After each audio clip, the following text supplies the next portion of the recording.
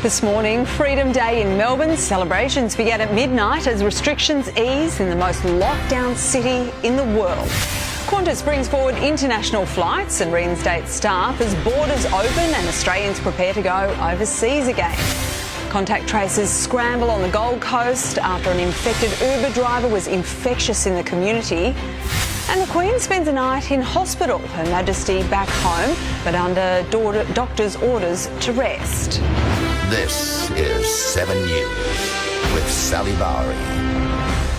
Good morning. Melbourne celebrating the first steps out of lockdown with cheers heard across the city at midnight. Georgia Comensoli joins us this morning. Georgia, the world's most locked down city is slowly coming back to life.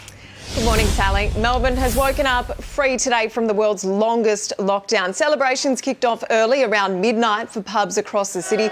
Our restrictions finished at 11:59 last night after Victoria reached that crucial 70% double dose target, meaning lockdown 6 is finally over after 3 months. Today, restaurants and cafes will be busy, allowing for 20 vaccinated patrons indoors with up to 50 outdoors. But retail is still outdoor only, meaning shops can't have customers inside. So many are setting up on the footpath outside. Let's take a listen now to Melburnians keen enough to get out at the stroke of midnight.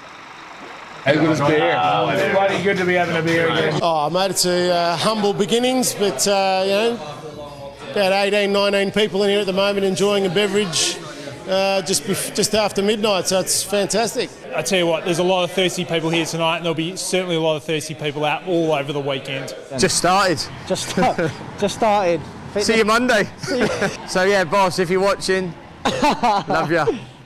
Today, the state recorded 2,189 new cases. Sadly, 16 deaths have been recorded over the last 24 hours. We're delivering 57,000 vaccinations a day on average. If those numbers continue, we should hit the 80% double dose target by next Saturday. Today's quite an emotional day for Victorians. They've been through so much. Let's hope that was the last lockdown Melbourne will ever see. Sally? Yep, fingers crossed. OK, thanks for that, Georgia. And as we have just heard, hairdressing salons and barbers were among the first businesses to throw open their doors at midnight, and Melburnians were desperate to get their hair cut and revive their beauty traditions. Nathan Curry was amongst them. Oh, morning. It's absolutely going off here in Albert Park. Not only are we out of lockdown and shops are back open, but we've even got live music on the street corner. It's incredible. We certainly haven't seen anything like this in Melbourne for quite some time. They're sounding good. They're not rusty at all, even though they've been in lockdown for months. We're all getting fresh cuts down here, myself included. The man behind it is Michael. Michael, how exciting is it to be back at work? Oh, I'm so excited. I mean, just to see all our clients again and just seeing the smiles brings joy to my heart. Yeah, how tough has it been during lockdown for you and your staff? Oh, look, it's been real tough, but at the same time, we're a close-knit team, so we always obviously kept in contact, done a lot of team building, but it's been great. And have you seen any dodgy haircuts, home jobs this morning? I have, but it's all right. We'll fix it. That's all we can specialise in. Fantastic. Well, Michael here is certainly taking up on the government's pledge to operate on the street. It's all happening down here, and I think that's going to be the case for the rest of the day as well. New South Wales has scrapped the mandatory mask rule for gym users. It brings gym workouts in line with other vigorous exercise where masks do not need to be worn.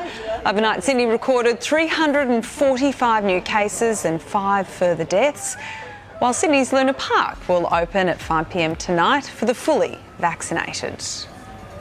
Qantas has brought forward some international flights departing Sydney to the 1st of November as it prepares for the reopening of borders.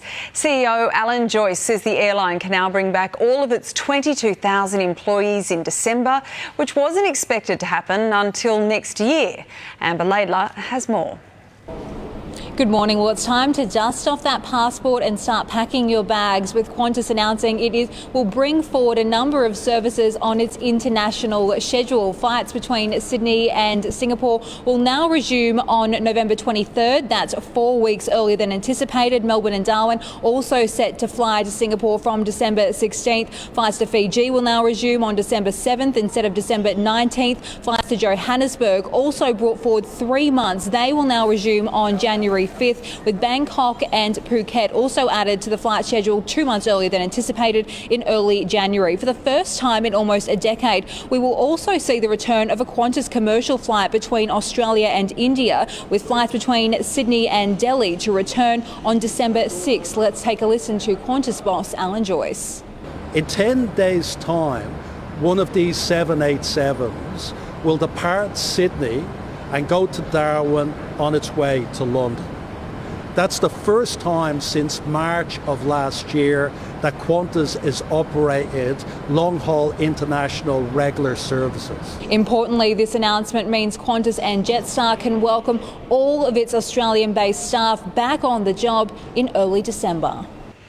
Thank you, Amber. Police trying to head off a gang war in Sydney have seized weapons and drugs.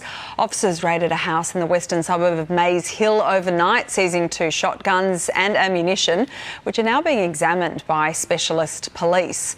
Cocaine and steroids were also seized, and a 29-year-old man was arrested and charged. On Thursday, 2 men were murdered as they sat in a ute in Guildford. Police suspect their deaths are linked to a feud between the Humsey and Alameddine crime families. The Deputy Leader of the New South Wales Liberals, Stuart Ayres, is giving evidence at the state's Corruption Commission today. Mr Ayres, who was not accused of doing anything wrong, was Sports Minister when disgraced Liberal MP Daryl Maguire was lobbying for a $5.5 million grant for a shooting club in his electorate of Wagga Wagga. The grant is one of 2 being examined by the inquiry, along with the role played by former Premier Gladys Berejiklian, who was in a secret relationship with Mr Maguire. Ms Berejiklian is scheduled to appear at the inquiry next week.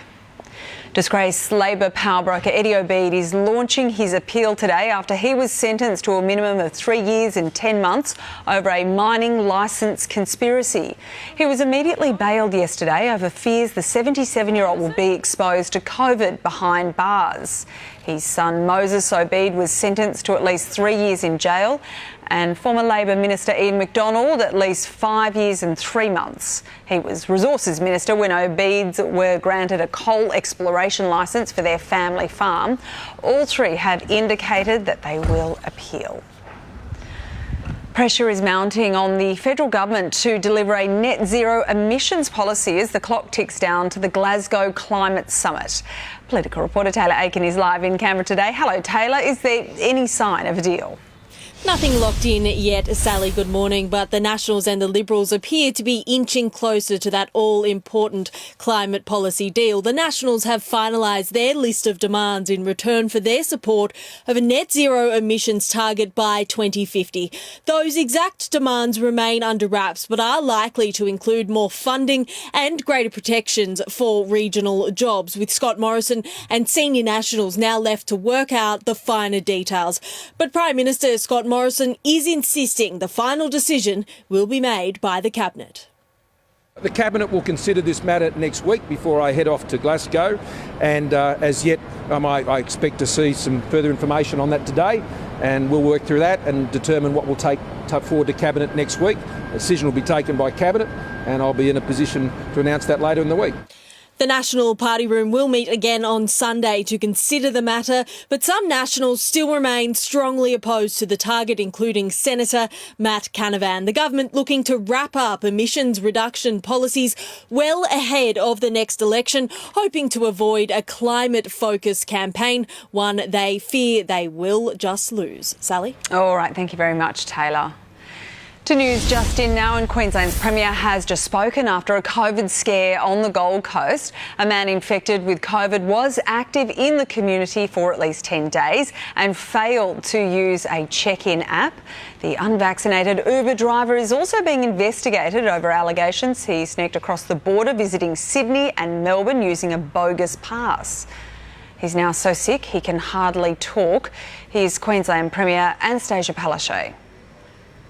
But in good news today, 0 community cases. So once again, Queensland, fantastic effort.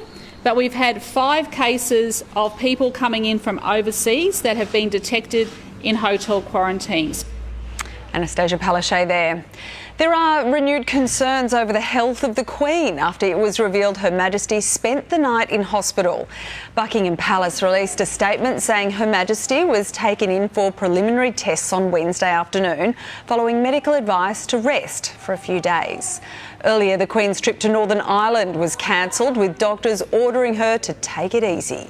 Queen Elizabeth is now back in Windsor Castle and is said to be in good spirits. Next in 7 News, an extraordinary offer of forgiveness to the police officer who shot dead an Australian woman in the United States. And confirmation the human remains found in Florida are those of the man wanted for the murder of travel blogger Gabby Petito. The search for Cleo Smith has now entered its 7th day after the 4-year-old disappeared from her family's tent during a camping holiday in the remote Carnarvon region of Western Australia. A $1 million reward was posted yesterday as fears grow she was abducted. Police say the zip on the tent that was opened was too high for the little girl to reach. The fiancé of Australian Justine Damon has publicly forgiven the American police officer who shot and killed her. Don Damon and the now jailed Mohammed Noor both spoke in a Minnesota court this morning before a judge sentenced Noor to a dramatically reduced prison term. US correspondent Tim Lester is in Minneapolis. It was a killing that horrified people across 2 countries. Here in the Minneapolis court complex, the resentencing of a former Minnesota police officer who shot dead an Australian woman because, he says, she startled him. Mohammed Noor, in court today, originally sentenced to 12.5 years prison for the murder of Justine Ruzcek Damon in 2017, just weeks before the 40-year-old was to marry her American fiancé. Justine Damon phoned police to check on an unexplained noise in the couple's Minneapolis neighbourhood. Minutes later, as she approached the police car, Mohammed Noor shot her. I want you to know that I forgive you, Mohammed. All I ask is that you use this experience to do good for other people. I'm deeply grateful for Mr. Damon's forgiveness. I'm deeply sorry for the pain that I've caused that family. This year, Minnesota's Supreme Court threw out Noor's murder conviction. Today, a judge ruled he should serve the state's maximum for second-degree manslaughter. I hereby sentence you to the Commissioner of Corrections for a period of 57 months. Some had hoped for Mohammed Noor's immediate release. His father left the court furious. The worst judge. The worst judge? In Minnesota State. Yes. Yes. This judge hates Somali community. In fact, with time served and parole, Mohammed Noor is likely to be freed mid-next year. The FBI has confirmed that human remains found in a Florida reserve are those of Brian Laundrie, the missing fiancé of murdered travel blogger Gabby Petito. Laundrie was the only suspect in her murder. Petito's body was found in Wyoming in September after she failed to return home from their travels across America. A massive gas blast at a restaurant in China's northeast has killed 4 people and injured 47 others. Witnesses have described the blast like a bomb going off as the 3-storey building came crashing down. Debris and glass exploded across the area, damaging nearby buildings and cars. Work was being carried out on gas pipelines in the area the night before. Quick check of finance now, and the Australian share market is slightly down in morning trade. The Aussie dollar is buying just under 75 US cents, almost 85 Japanese yen, and $1.04 New Zealand. Next in 7 News, sport with Matt Shervington, including a shock retirement for an AFL Premiership captain. A champion jockey takes aim at Cox Plate officials. Also, disaster averted, a baseball fan in contention for Catch of the Year after a bat explodes. Good morning. Will Pukowski is aiming to return to cricket next month after suffering his 10th concussion. Scotland's cruised into the second round of the T20 World Cup for the first time following an 8-wicket win over Oman. 6 to win, and Richie Berrington has finished it with a 6. The win sends Bangladesh, who also qualified for the Super 12s after thrashing Papua New Guinea by 84 runs, into Group 1, alongside Australia, England and current title holders West Indies. In a recent home series, Bangladesh beat Australia 4-1. Breaking news, and Western Bulldogs Premiership captain Easton Wood has announced his shock retirement. The 32-year-old had a year to run on his contract but has decided to pull the pin. Wood finishes up on 188 games over 14 seasons at the Dogs. The NRL says it won't follow the AFL on mandating vaccines for players and staff, but its hand may be forced by government rules and regulations. Panthers premiership winner Paul Momirovski is returning to the Roosters after signing a 3-year deal reportedly worth up to $300,000 a season. It's the 5th time Momirovski has changed clubs since 2018. And Mitchell Pearce could soon be off to the Super League, with reports the Catalan Dragons are planning to offer a 3-year deal to replace the retired James Maloney. In breaking news, Gold Trip has been scratched from tomorrow's Cox Plate. Jockey Damien Oliver was set to ride the horse before it failed a vet inspection this morning. I find it unusual that no one's actually asked me how it felt, because I'm the one that's, putting my neck on the line riding the horse, and for me he's sound and I have no problems with his action, and I'm very comfortable to ride him. Gold Trip will be scratched if it can't pass an examination today. New Zealand runner callsign Mav has been pass fit by stewards this morning. Liverpool striker Mo Salah is the latest sports superstar to be immortalised in wax. Instead of his usual Reds kit, Salah's Madame Tussauds waxworks is suited up in what he wore on the cover of GQ Middle East magazine. And while it was like looking into a mirror, he made sure the iconic London Museum got one thing right. He has abs or no? Jose Mourinho's nightmare was realised overnight. His Roma side humiliated 6-1 by Norwegian team Bodo Glimt in the Europa League. It's the first time he's conceded 6 goals in his managerial career, spanning over 1,000 games. A classic catch by a sharp-eyed baseball fan after a bat shattered has saved fellow spectators from serious injury. In the Boston-Houston postseason playoff, the Red Sox, Rafael Devers' bat exploded on impact. What a catch down there! This bat goes a long ways and could be dangerous. Watch this catch. Oh, wow. How good is that? That is amazing. Houston are now only a game away from making the World Series. Buy that man a beer, especially if you were sitting behind him. Perfect. Saved his life, don't you reckon? Story for years. Forever. Forever. It was bigger than a toothpick. That's what he said. He's got it. All right, thanks for that, Matt. Next in 7's Morning News, we'll have the national weather forecast. Well, when it comes to earthquakes, Kiwis can be pretty complacent. A 5.9 magnitude earthquake struck the Shaky Isles this morning, and Prime Minister Jacinda Ardern certainly kept her cool during a press conference in Wellington. Sorry, a slight distraction. Would you mind repeating that question? Gosh, well, there have been no reports of damage or injuries, luckily. Speaking of luck, a lucky Victorian has woken up Australia's newest multi-millionaire. One ticket scooped up the entire $60 million Powerball jackpot overnight. The ticket was bought in Melbourne but was unregistered. The winning numbers 7, 17, 11, 28, 32, 27 and the Powerball number was 11.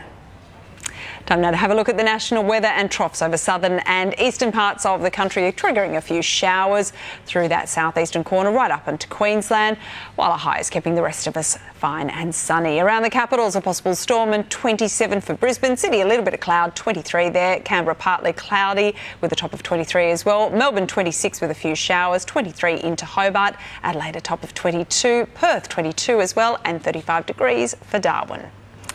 And that is 7 News to now. Our next major bulletin is at 4 p.m. I'm Sally Barry. Thanks for your company. Have a good day.